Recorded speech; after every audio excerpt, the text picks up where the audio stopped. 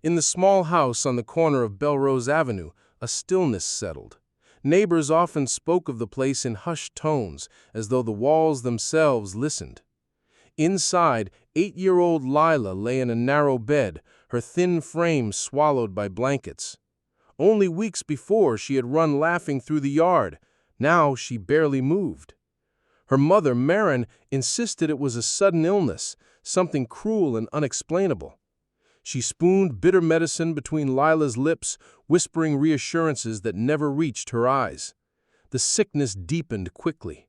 Lila's skin grew pale, her voice faint and confused. At night, she sometimes whimpered, asking why the medicine burned. Marin only hushed her, stroking her hair while measuring another careful dose. By the time the doctor was mentioned, Marin said it was too late. Lila passed quietly before dawn one gray morning, her breathing fading into nothing. Marin sat beside her for a long while, expression blank, as if waiting for something that never came. She told no one. Instead, she wrapped the small body in an old rug, dragging it through the back door under cover of darkness. Behind the house, in the overgrown garden, she dug until the earth loosened, then lowered Lila into the shallow ground. Later, when a social worker knocked, Marin answered with trembling hands. She said Lila had run away, voice cracking at all the right moments. Friends came, calling Lila's name along the street. Police searched the house, the yard, the garden, but found nothing unusual. Volunteers spread through the neighborhood, posting flyers, promising hope. Marin wept when watched, her grief carefully displayed. When alone, she moved quietly, methodically.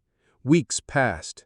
One evening she returned to the garden, unearthed what she had buried, and carried it upstairs. The body, preserved in stillness, was placed inside an old trunk in the closet, hidden behind winter coats. When the insurance check arrived, Marin packed her belongings without hesitation. She left Belrose Avenue before sunrise, locking the door behind her. The house stood empty, its silence heavier than before. People remembered Lila in fragments, a laugh, a skipping shadow. They never knew how close she remained, tucked away above their memories, waiting in the dark, while the woman who ended her life disappeared without looking back. Years later, new owners spoke of faint sounds overhead, soft thuds and whispers carried through the ceiling. They blamed settling wood, old pipes, anything but truth. No one opened the trunk. No one questioned the lingering unease that clung to the upstairs hallway. And somewhere far away, Marin began again, wearing sorrow like a costume, telling stories of loss that earned sympathy, never revealing what she had done.